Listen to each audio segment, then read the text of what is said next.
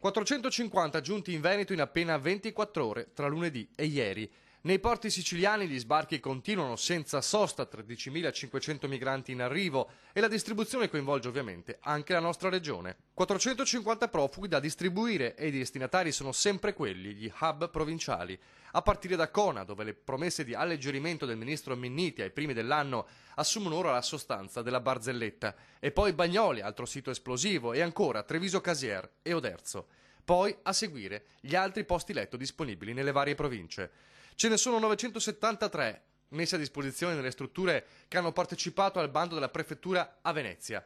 Meglio dello scorso anno, ma ancora del tutto insufficiente a garantire l'ospitalità a tutte le persone in arrivo, ovvero 2.509, la quota solo nel veneziano nei prossimi mesi, secondo l'accordo tra governo e ANCI. La situazione più critica resta, come detto, Cona, dove al picco di 1.600 ospiti raggiunto alla fine del 2016 si è scesi a 1.200 dopo la morte della giovane migrante che scatenò la rivolta interna, tirando i riflettori di tutta Italia sull'ex base missilistica.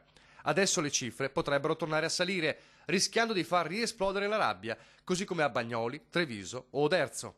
Rabbia dentro e fuori i cancelli.